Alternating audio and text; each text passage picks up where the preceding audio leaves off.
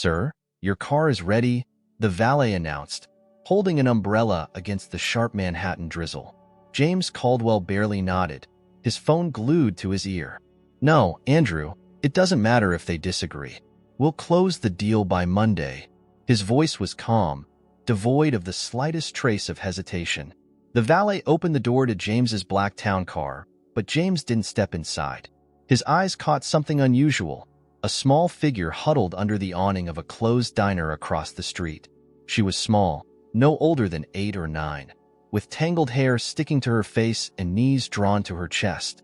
She held a soggy cardboard sign that read, "Hungry. Please help." James's pulse skipped, his throat tightening without explanation. He blinked, his vision momentarily blurring as memories of another child flooded his mind. "Emily," he whispered under his breath, barely audible even to himself. The girl turned her head as if she'd heard him, her wide, pale eyes locked with his, and James felt the ground beneath him shift. "Sir?" the valet prompted again. "Wait." James handed him the phone, his conversation with Andrew forgotten. He stepped into the street, ignoring the rain soaking through his tailored suit. Cars honked, their headlights slicing through the darkness, but James didn't stop until he reached the diner. "Hey," he said softly, crouching a few feet away from her. His voice was steadier than he felt. The girl didn't respond. Her small hands clutched the cardboard tighter, her thin frame shivering beneath a threadbare hoodie. "You're not safe out here." James hesitated, unsure how to approach her. "Where's your family?" Her gaze darted past him, scanning for a threat he couldn't see. "Don't have one," she murmured, her voice barely audible. The words hit James like a punch to the chest. He stared at her face, her delicate features, the way her nose crinkled slightly when she spoke. It was impossible, and yet— "What's your name?" he asked, his throat dry. "Lily. Lily. Not Emily." But the resemblance was uncanny. James fought the urge to look away, the guilt creeping in as memories of his daughter surged back. "Lily, you can't stay out here." His voice softened. "Come with me. I'll make sure you're warm and fed." She shook her head, retreating farther into the shadows. "I don't know you." James nodded, understanding her fear. He pulled out his wallet and set a crisp $100 bill on the wet ground between them. "Take this. Get something to eat." Her eyes widened, but she didn't reach for the money. "Why are you doing this?"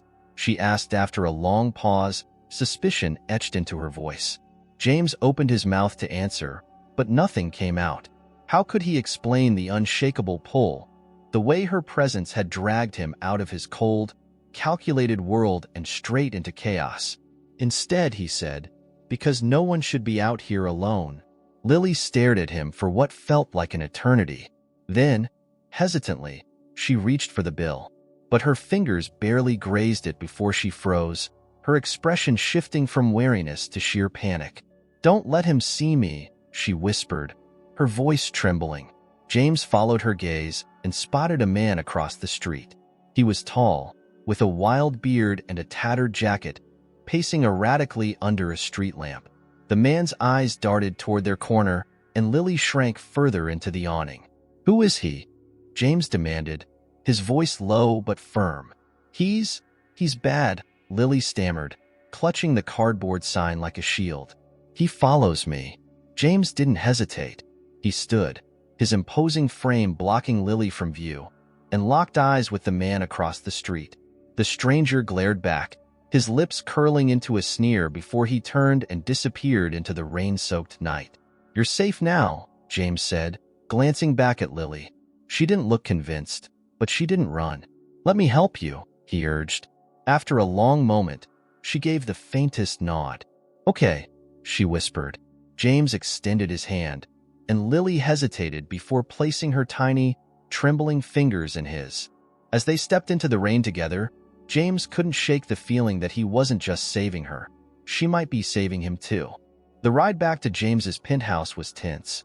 Lily sat as far as possible from him in the spacious back seat of the town car, her eyes darting between the tinted windows and the door handle. Her hands clutched the damp cardboard sign like it was a lifeline. James pretended not to notice her unease. Instead, he focused on composing an email to his assistant, asking her to cancel the rest of his meetings for the week. He couldn't explain why, but he knew this wasn't something he could delegate or postpone. "We'll be there soon," he said, breaking the silence. Lily didn't respond.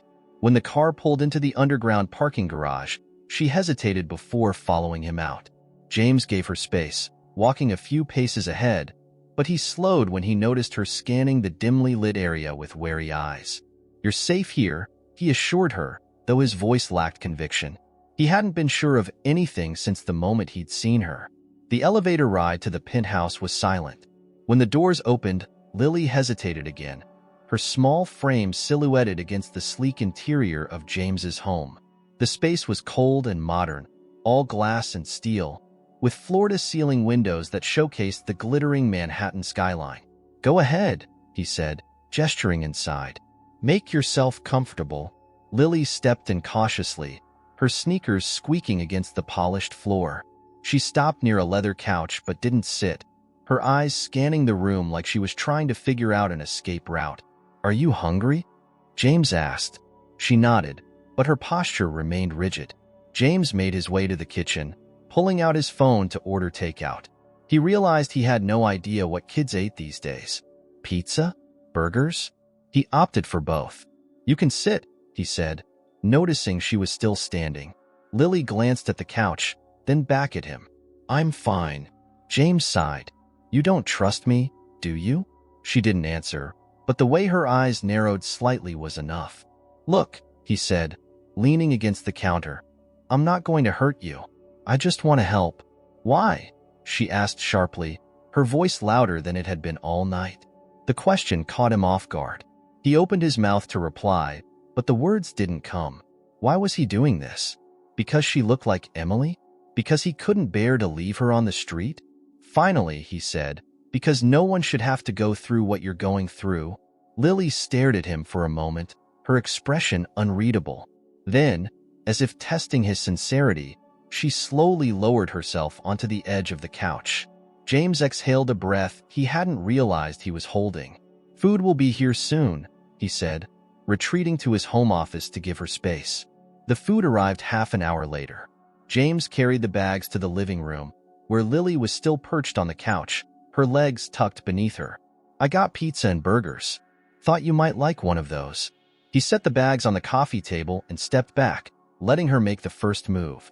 Lily eyed the bags cautiously before reaching for a slice of pizza. She ate quickly but methodically, as if she'd learned to ration every bite. James sat in a chair across from her, unsure of what to say. The silence stretched between them until Lily finally broke it. "Is this your house?" she asked, her voice quiet. "Yes," he said. "I live here alone." Her brow furrowed slightly. "No family?" The question hit harder than it should have. "Not anymore," he said, his tone flat. Lily seemed to sense the weight of his words and didn't press further. Instead, she finished her pizza and leaned back, her posture a little more relaxed. "Who was that man?" James asked, seizing the opportunity. "The one you were afraid of." Her eyes darted to the window, and she shifted uncomfortably. "Just someone. He tries to take things from me. My sign, my money. He said he'd find me if I didn't give him what he wanted." James's jaw tightened. The thought of someone preying on a child like Lily made his stomach turn. "You won't have to worry about him anymore," he said firmly. "You're safe here."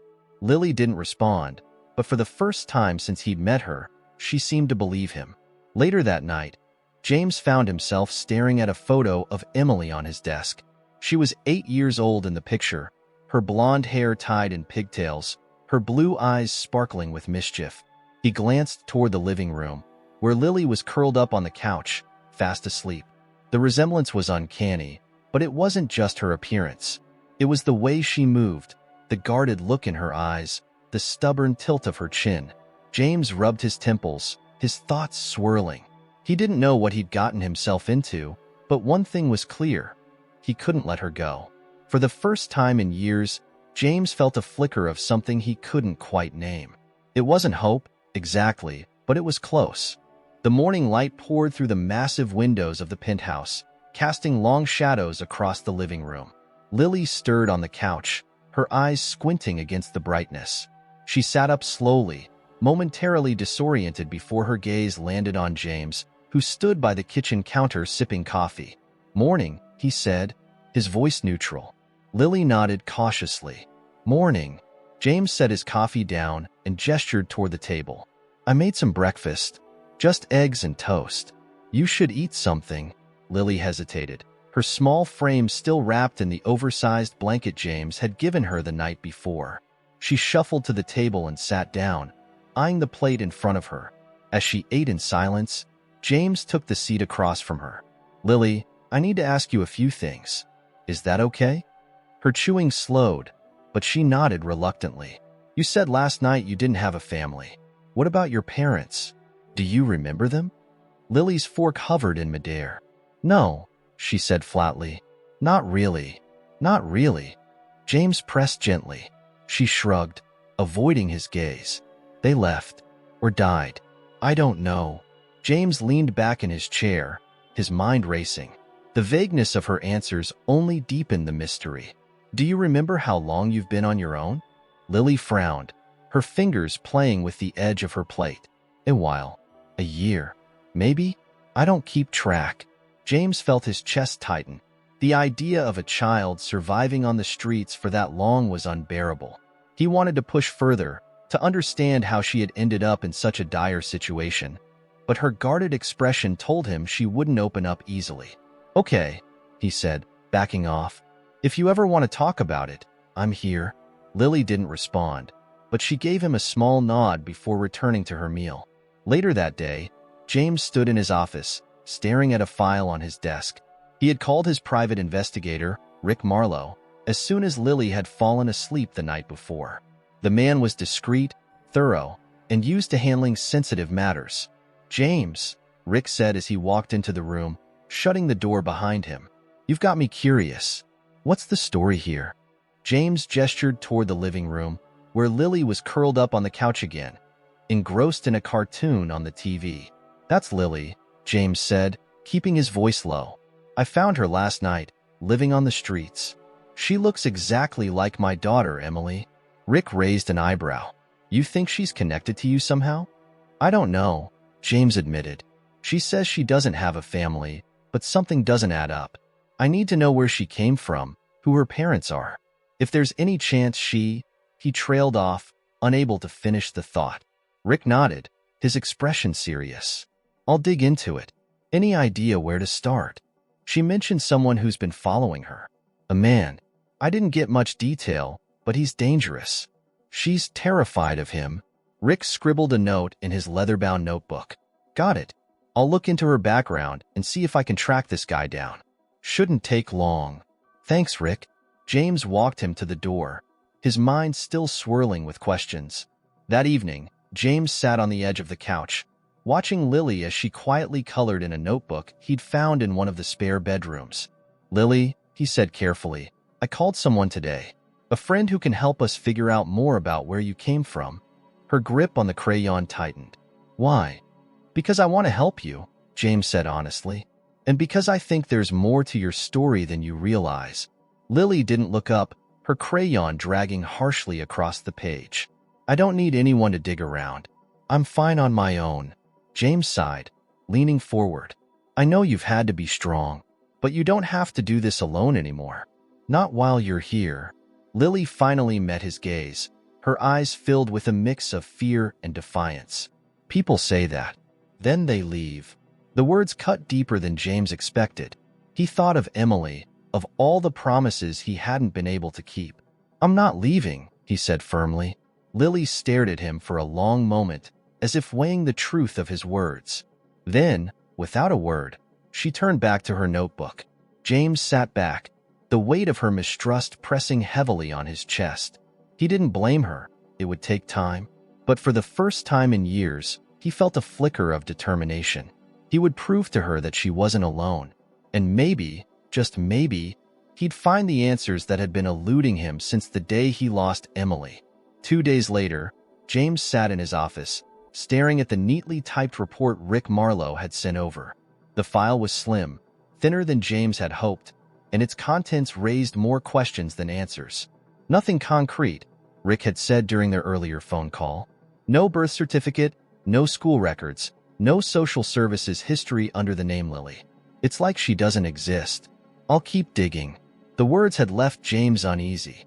He leaned back in his chair, pinching the bridge of his nose as the weight of the situation settled over him. Mr. Caldwell? His assistant's voice interrupted through the intercom. Yes? There's a call for you. A woman claiming to be from Child Protective Services. Shall I put her through? James's grip on the edge of his desk tightened. Yes, thank you. A moment later, a clipped, professional voice came on the line. Mr. Caldwell, this is Karen White with the New York Child Protective Services. I understand you've recently taken in a young girl, Lily? James's pulse quickened. I have. Is there a problem? Mr. Caldwell, we've received an anonymous tip regarding her situation, Karen said carefully. I'd like to arrange a visit to ensure she's in a safe environment and to verify her identity. James felt the walls closing in. When would you like to come? Tomorrow afternoon, if that works for you, Karen replied. Of course, James said evenly. I'll make arrangements. When the call ended, James stood and paced the length of his office. He didn't like the timing of this visit. Someone had tipped them off, but who? And why now? That night, James sat across from Lily at the dinner table, struggling to find the right way to broach the topic. She was picking at a plate of spaghetti, twirling the noodles around her fork, but hardly eating. Lily, he began, his tone gentle. She looked up, her wide eyes guarded. Tomorrow, someone from Child Protective Services is coming to visit, he said. They just want to make sure you're safe. Her fork clattered onto the plate, her expression shifting to panic. Are they going to take me away? James shook his head. No, I won't let that happen. But they might ask you some questions. Just tell the truth, okay? Lily stared at him, her small hands gripping the edge of the table. What if they think I don't belong here? They won't, James said firmly.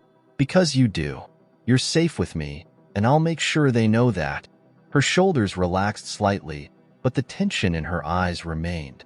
The next afternoon, Karen White arrived promptly at 2 p.m.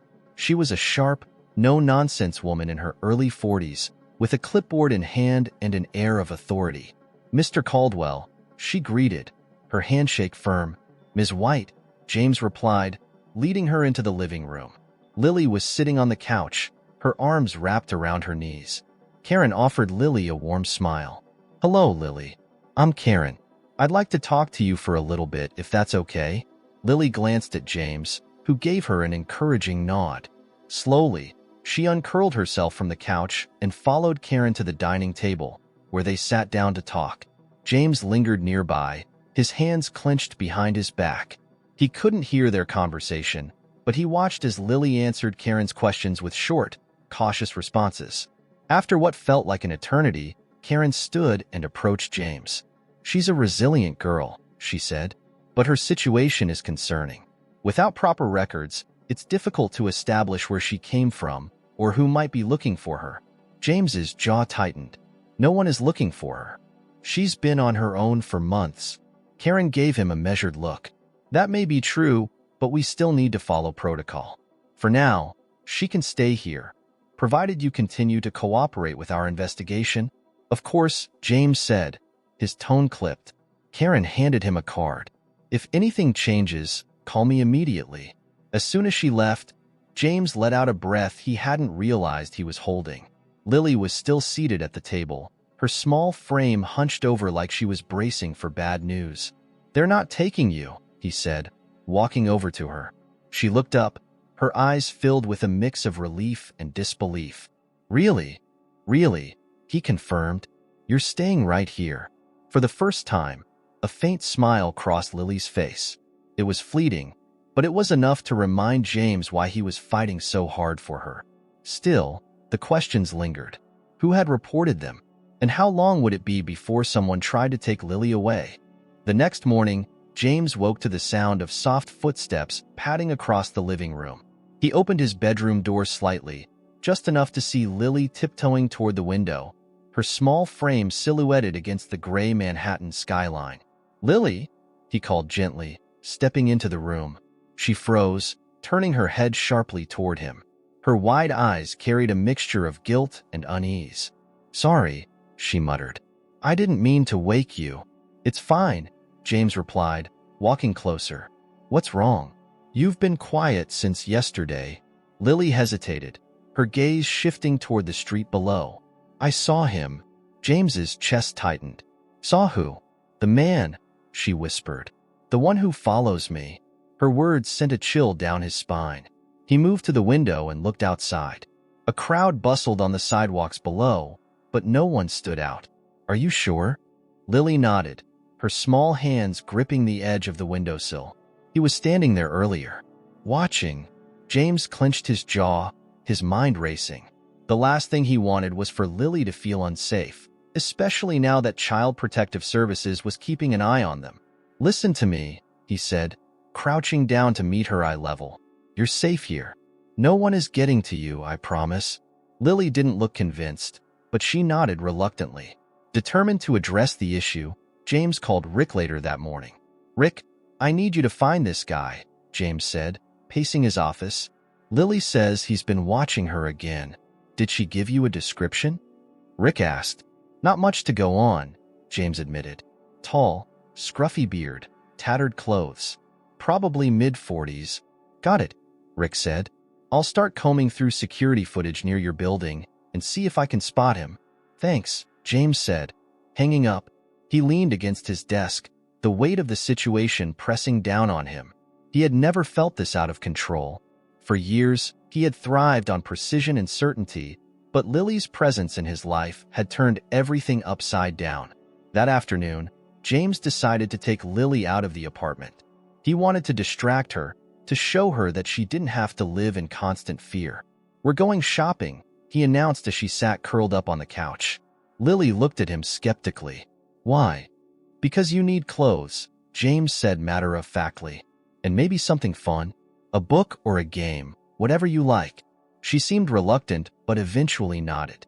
The department store was bustling, a stark contrast to the quiet solitude of James's penthouse. Lily stayed close to him, her eyes darting nervously between strangers as they moved through the aisles. "What about this?" James asked, holding up a jacket. Lily shrugged. "It's fine." James sighed. "Lily, you can pick whatever you want. This isn't a test." She hesitated before reaching for a plain hoodie. "This is okay." James smiled faintly. "Good. Let's get a few more things." As they shopped, James noticed Lily gradually relaxing. She even smiled faintly when they passed a display of stuffed animals, though she quickly tried to hide it. "Do you want one?"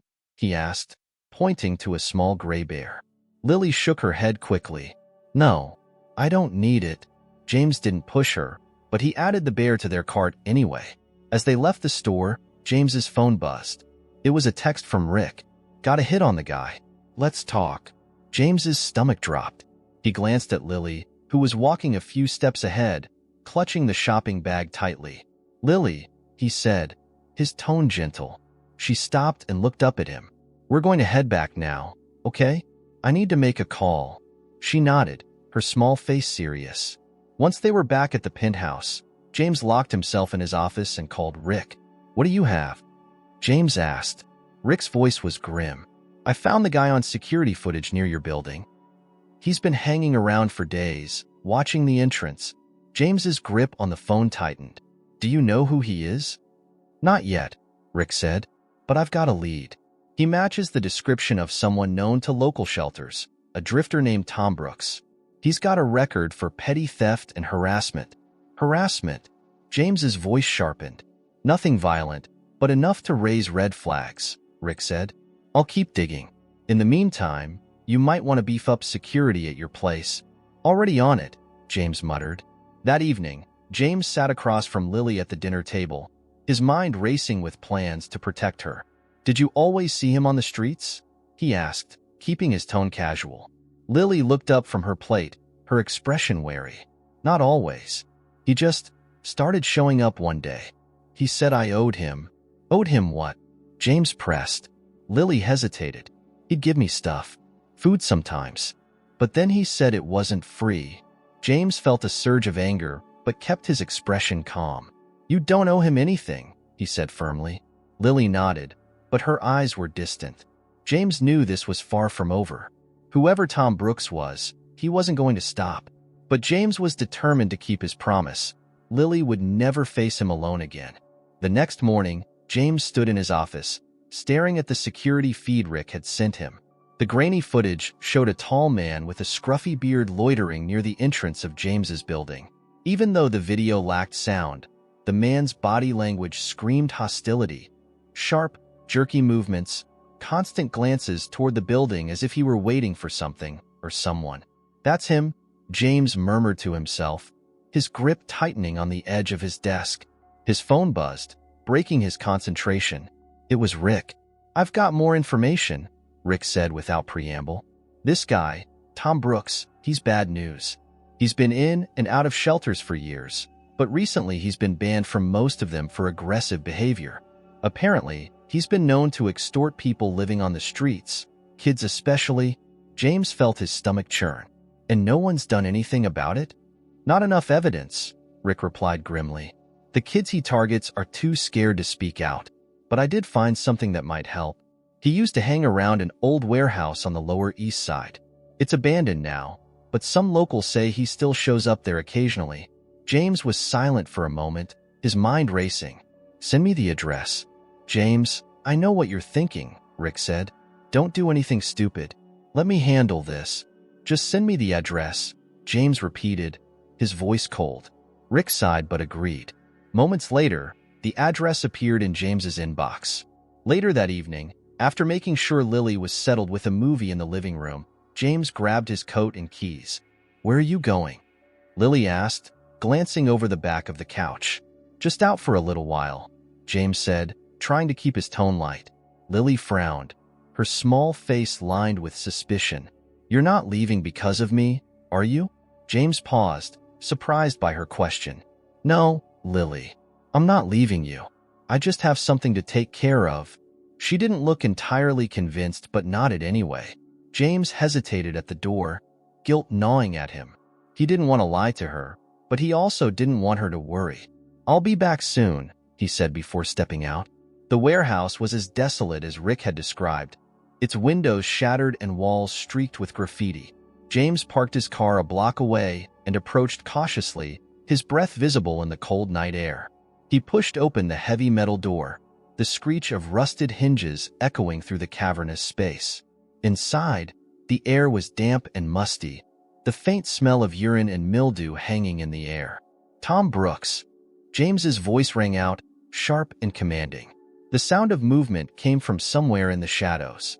James turned toward it, his heart pounding. A man stepped into the dim light filtering through the broken windows. It was him, the man from the footage. "Tom Brooks, who the hell are you?" Tom growled, his bloodshot eyes narrowing. "Someone who knows what you've been doing," James said, his tone ice cold. "Lily told me everything." Tom's lips curled into a sneer. "That little brat owes me. You think you can just swoop in and take her away? She's mine." "She's not yours," James snapped, stepping closer. "She doesn't owe you anything. Stay away from her, or you'll regret it." Tom laughed, a harsh, grating sound. "Big words, rich guy. But you don't scare me. People like you never get your hands dirty." James clenched his fists, every muscle in his body taut with anger. "This is your warning," he said through gritted teeth. "If I see you near her again, I'll make sure you never get the chance to hurt anyone else." Tom's eyes glinted with malice, but he didn't move. After a tense moment, James turned and walked away, his pulse still hammering in his ears. When James returned to the penthouse, Lily was asleep on the couch, the movie still playing in the background. He stood there for a moment, watching her peaceful expression, and felt a wave of relief wash over him. But as he sat down in his chair, his mind remained restless. He had confronted Tom, but the man's arrogance made it clear this wasn't over. James needed to be ready for whatever came next. More than that, he needed to protect Lily, at all costs. The next day, the penthouse was eerily quiet. Lily sat on the couch flipping through the pages of a book James had bought her during their shopping trip, but her focus seemed elsewhere. James, meanwhile, was on the phone with Rick again, pacing his office as they discussed Tom Brooks. I ran a deeper background check, Rick said. Brooks has a history of following vulnerable kids, claims he's trying to help them, but he's been chased off from multiple shelters for harassment. James frowned, gripping the phone tighter. That's not help. That's stalking. Exactly, Rick agreed. He's not just some harmless drifter. There's something darker going on here. One of the shelter workers said he gets agitated whenever he talks about Lily, like he's obsessed. Did you find out why? Not yet, but I have a hunch, Rick said. I pulled a police report from 5 years ago. It mentions a missing child, a case Brooks was questioned about. He wasn't charged, but the timing lines up with when Lily says she started living on the streets. I'll keep digging, but I think there's a connection. James's jaw tightened. If this guy is dangerous, I don't want him anywhere near her. I hear you, Rick said, but you need to be careful. If Brooks thinks you're onto him, he might escalate. That evening, James decided to broach the topic carefully with Lily. He found her at the dining table, quietly drawing in her notebook. Her focus seemed sharper now, though the lines she sketched were dark and jagged. Lily, James began, sitting down across from her. Can we talk about something important? She looked up, her pencil hovering over the page. I've learned a little more about Tom Brooks, James said gently. It seems like he's been looking for you for a long time. Do you have any idea why? Lily set the pencil down and wrapped her arms around herself. No, she said after a long pause. I told you, I don't know him. He just showed up one day. He said he knew my mom. James's chest tightened. Your mom? Do you remember anything about her? Lily's eyes darted away. Not much. She was kind. But then one day she was gone. That's when he showed up. He said he'd take care of me, but he scared me. James reached across the table, placing a hand over hers. You don't have to be scared anymore. We'll figure this out together. Lily nodded, but the tension in her shoulders didn't ease. Later that night, James sat in his office, poring over the police report Rick had sent him. It was frustratingly vague, but one detail stood out. The missing child was a girl named Abigail, approximately 6 years old at the time of her disappearance. He leaned back in his chair, his mind racing. Could Abigail and Lily be the same person? The timing made sense, but without more information, it was impossible to say for sure. A sudden noise outside his office door snapped him out of his thoughts. He stood and opened the door to find Lily standing there, her face pale. What's wrong? James asked, his voice calm but firm. I saw him, she whispered, her hands trembling. James's blood ran cold. Where? Outside the window, she said, pointing toward the living room. James hurried to the window, but the street below was empty. He turned back to Lily, who was visibly shaking. It's okay, he said, kneeling to her level. You're safe here. No one's getting in. Lily didn't look convinced, but she let him guide her back to the couch. I'll stay up tonight, James promised. If he comes back, I'll know. The hours dragged on. James sat in the living room with a cup of coffee, the security monitors displaying the building's entrances and hallways. Everything remained still, but James couldn't shake the feeling that Brooks was closer than ever. Just as dawn began to break, James's phone buzzed with a text from Rick. Found something big. Call me at. James dialed Rick's number immediately. What is it? James asked. I think I know why Brooks is after Lily, Rick said, his tone grim. He's not just some drifter. He was connected to her mother. They were involved in some kind of illegal operation. Details are murky, but it looks like Lily's mom tried to get out and disappear. Brooks might be after her because of that. James's grip on the phone tightened. So, he's not just dangerous. He's trying to use her. Exactly, Rick said. And if he thinks she's worth something, he won't stop. James looked toward the couch, where Lily was now fast asleep. Her small figure seemed even more fragile in the dim light of the living room. Then we'll stop him first, James said, his voice hard with resolve. By the time Lily woke up, James had already begun making arrangements. He called a security firm to fortify the penthouse further and planned to meet with Rick in person to discuss their next steps. But as he handed Lily her breakfast, he couldn't ignore the unease gnawing at him. Brooks wasn't just a shadowy figure in the distance anymore. He was a predator closing in, and James knew they were running out of time to stop him. James met Rick at a discreet cafe later that day, determined to put an end to Tom Brooks's pursuit of Lily. Rick arrived carrying a folder that looked thicker than before, his expression grim. "This isn't just about Lily anymore," Rick said as he sat down. James leaned forward, his jaw tightening. "What do you mean?" Rick opened the folder, spreading out documents and photos. Brooks wasn't acting alone. From what I've pieced together, he was part of a network trafficking vulnerable people, mostly children. Lily's mom, Mary Davenport, was connected to them. She tried to cut ties, but it didn't go well. Brooks is obsessed with finding Lily because she's a loose end. She could expose them. James's stomach churned. The idea of Lily being caught in such a horrifying web was unbearable. "So, what do we do?" "We need to set a trap," Rick said. "If we can get Brooks to show his hand, we can hand him over to the authorities and use the evidence to dismantle the network." "But it's risky." James frowned. "Risky how?" "We'd have to use Lily as bait," Rick admitted. "Under controlled circumstances, of course. But it's the only way to draw him out." James shook his head immediately. "Absolutely not. I won't put her in danger." Rick held up his hands. "I get it, but think about it. If we don't stop him, he'll keep coming. She'll never be safe." James sat back, his mind racing. He hated the idea of putting Lily in harm's way, but Rick was right. Brooks wouldn't stop until he got what he wanted.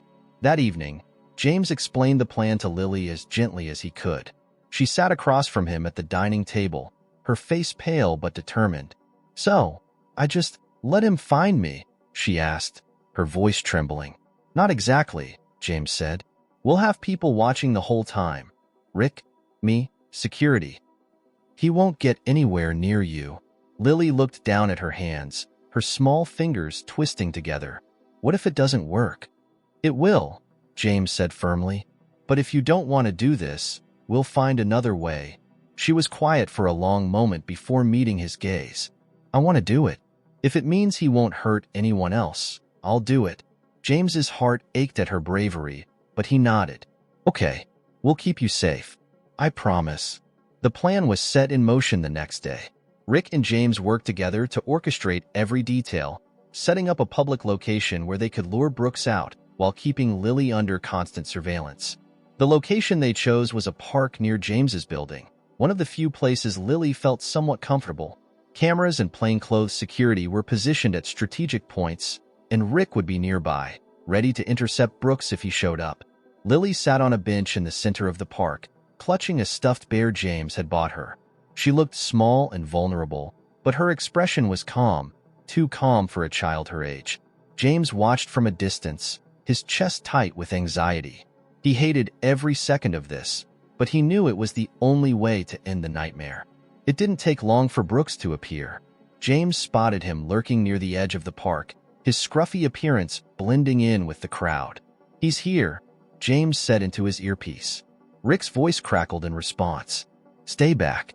Let's see what he does." Brooks moved closer, his eyes locked on Lily. She noticed him too, her grip on the bear tightening, but she didn't run. When Brooks was just a few feet away, Rick stepped in, flanked by 2 security guards. "Tom Brooks," Rick said loudly, drawing the attention of nearby onlookers. "You're done." Brooks froze, his face twisting in anger. "You don't know what you're doing," he snarled. "Oh, I think we do," Rick replied, holding up a folder of evidence. "You've got a lot to answer for." Brooks lunged, but the guards restrained him easily. As he was dragged away, he shouted over his shoulder, "This isn't over. You'll regret this." James ran to Lily as soon as Brooks was out of sight, kneeling in front of her. "Are you okay?" She nodded, her small body trembling. "He didn't touch me." "You were so brave," James said, his voice thick with emotion. Lily hugged the bear tightly, her face buried in its soft fur. "Is it really over?" James wrapped his arms around her, holding her close. "It's over. He can't hurt you anymore." But as he held her, James couldn't shake the feeling that Brooks's final words were more than an empty threat. Whatever came next, he would be ready. The days following Brooks's arrest were a blur of police interviews and legal proceedings. James worked tirelessly with Rick to hand over every piece of evidence they had collected. ensuring that Brooks wouldn't have the opportunity to harm anyone else. Despite the progress, James couldn't ignore the weight of Brooks's final words. "This isn't over." Lily, though quieter than usual, seemed to settle back into the routine of life at the penthouse. James did everything he could to make her feel safe, adding more security, staying close by, and filling their days with small moments of normalcy. But the calm didn't last long. One evening, as James was reading through yet another report from Rick, his phone buzzed. The caller ID showed Rick's name, but when James answered, the voice on the other end wasn't his investigator's. "Mr. Caldwell," a woman's voice said, calm and precise. "We need to talk about Lily." James's heart stopped. "Who is this?" "I'm someone who knows more about her than you do," the woman replied. "And if you want the truth, you'll meet me." James's grip on the phone tightened. "I'm not meeting anyone until I know who I'm talking to," the woman sighed. "My name is Evelyn Harper.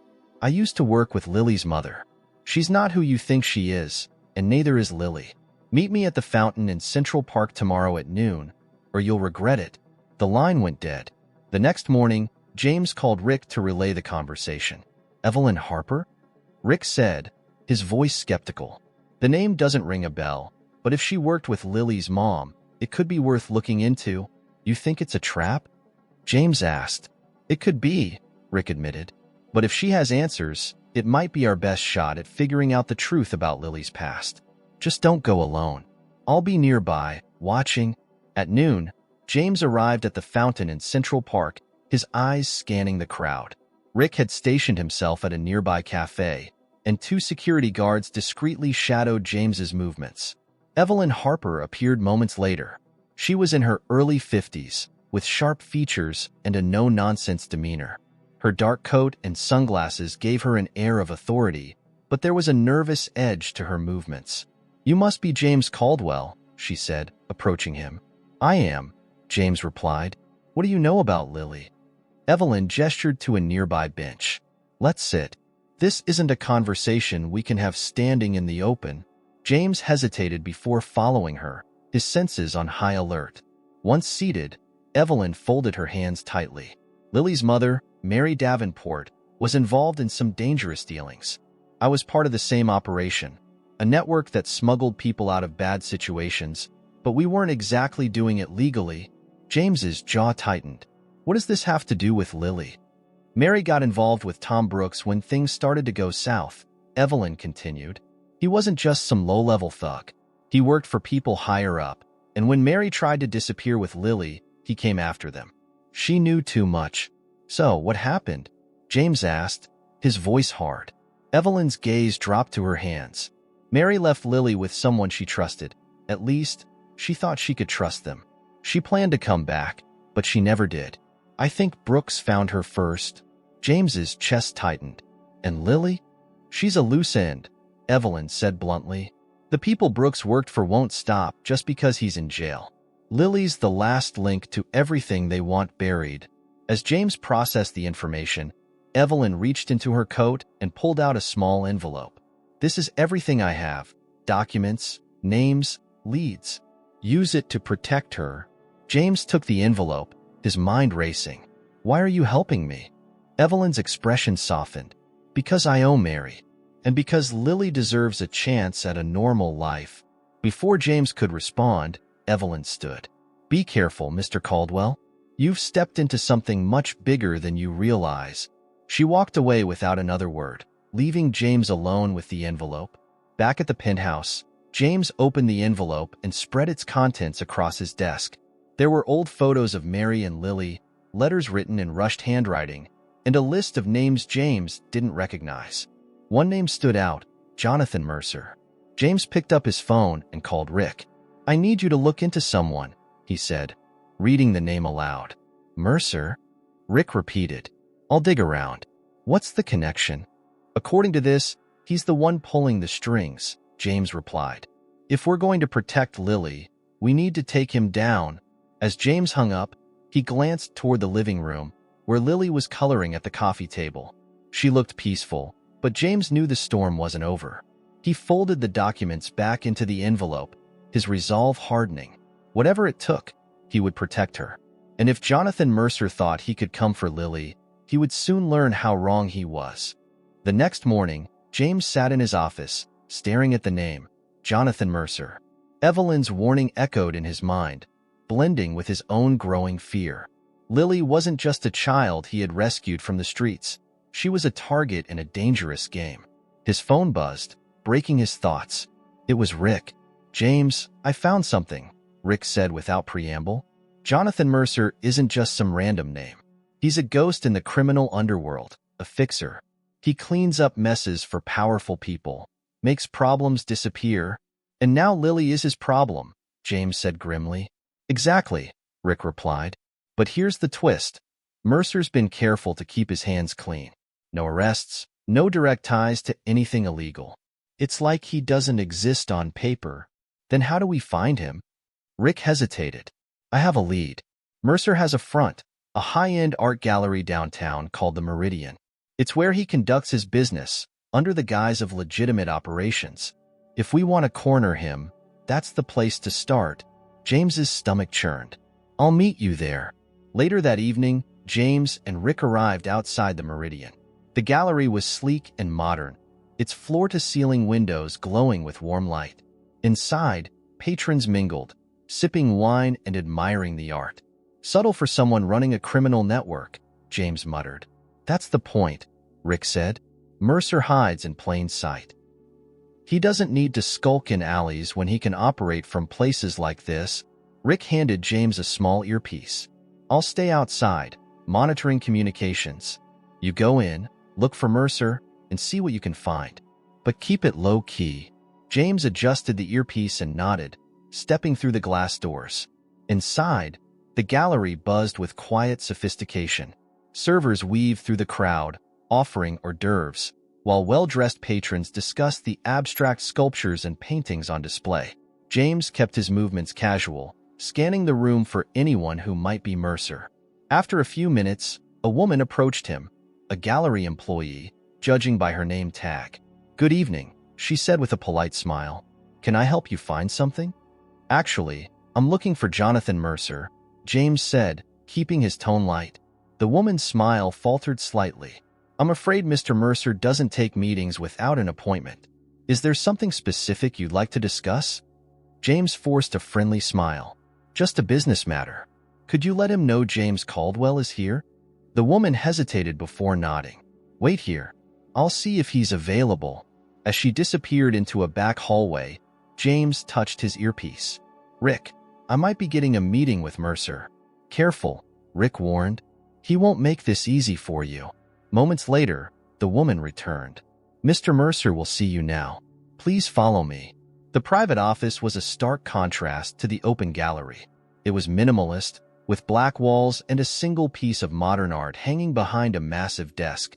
Jonathan Mercer stood as James entered. He was in his late 40s, impeccably dressed, with an air of quiet authority.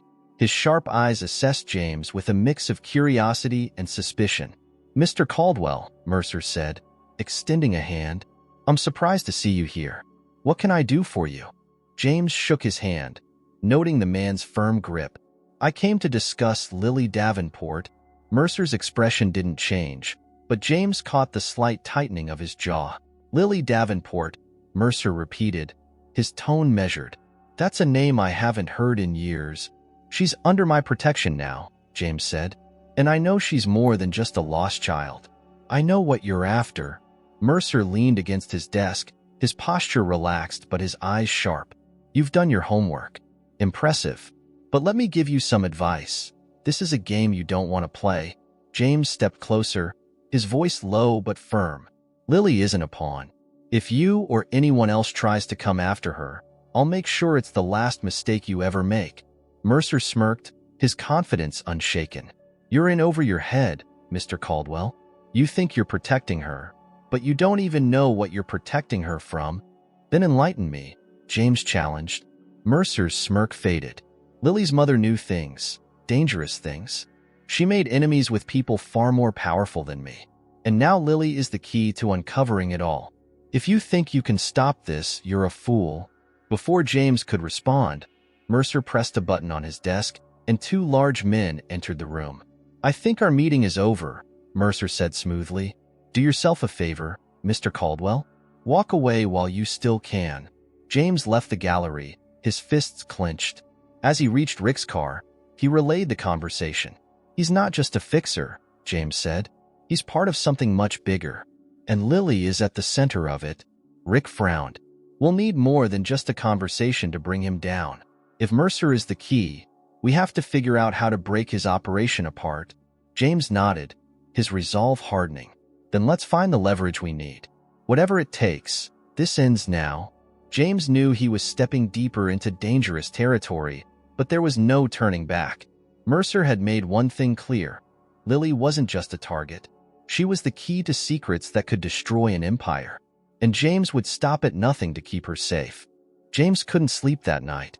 Mercer's cryptic warning played on a loop in his head, mingling with Evelyn's revelations and the information Rick had uncovered.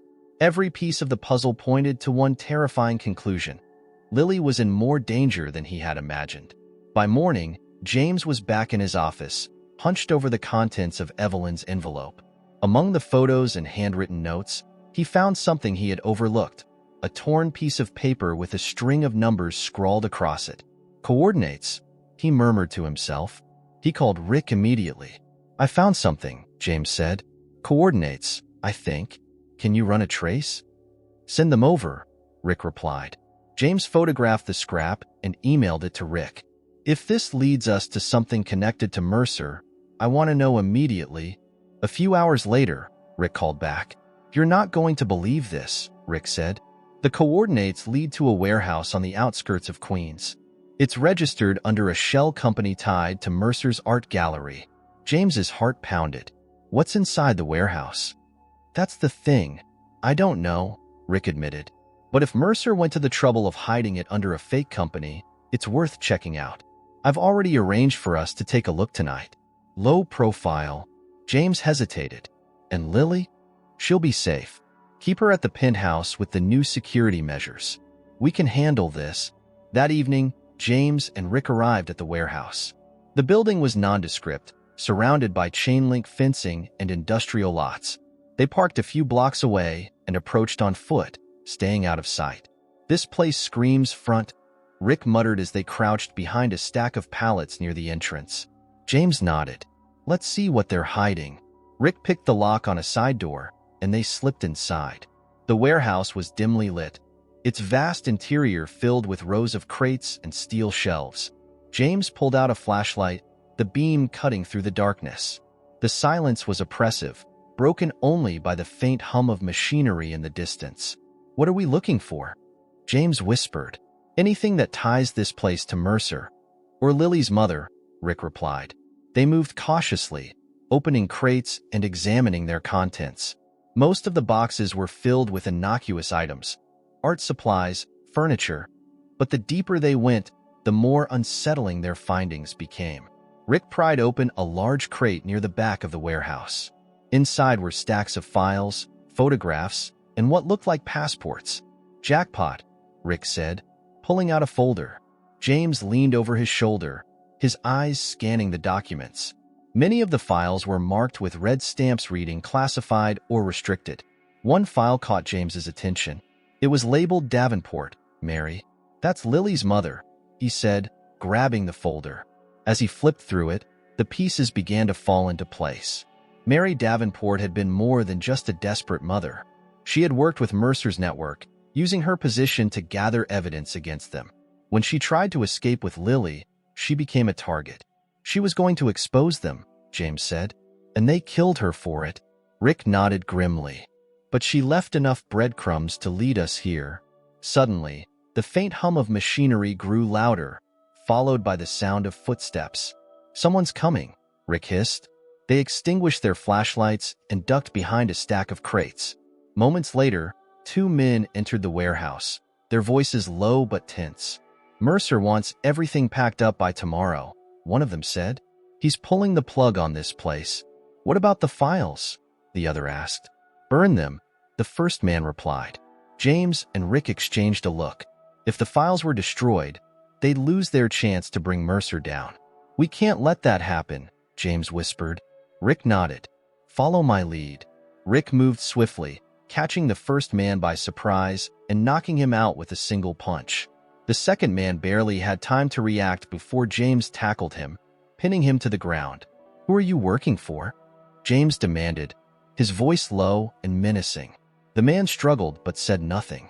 Rick stepped in, his expression cold. "You've got two choices: talk, or we hand you over to the cops with all these files." "Your boss won't like that." The man hesitated, then muttered, "Mercer. He's cleaning house. Said this place was compromised." "Where is he now?" Rick pressed. "I don't know," the man stammered. "Probably at the gallery." Rick glanced at James. "We've got what we need. Let's get out of here." They left the warehouse with the files, careful to avoid any additional guards. Once they were safely back in Rick's car, James rifled through the folder on Mary Davenport. "She knew everything," James said, his voice tinged with awe and sorrow. "Mercer's entire operation, the people he worked for, the money they laundered. It's all here." Rick nodded. "This is enough to bring Mercer down, but we need to move fast. He'll know we were there." James clenched his fists. "Then let's make sure he doesn't have time to run." Back at the penthouse, James found Lily waiting for him in the living room. She looked up as he entered, her eyes searching his face. "Did you find something?" she asked. James knelt beside her, placing a reassuring hand on her shoulder. "Yes," he said. "We're going to make sure no one ever hurts you again." For the first time in days, Lily smiled. A small, hesitant smile, but one that gave James the strength to keep fighting. He knew the battle wasn't over, but he was ready. Mercer's empire was about to crumble, and James would make sure Lily was there to see it fall. The next morning, James met with Rick in a secluded corner of a downtown diner. Spread across the table were the most damning pieces of evidence from Mary Davenport's file. Names, transactions, and communications connected Mercer directly to his criminal empire. "This is it," Rick said, tapping a copy of a bank transfer sheet. "This ties Mercer to laundering millions through his gallery. Combine that with the testimonies we can gather from the victims, and he's done." James nodded. "What about Lily? Is she still in danger?"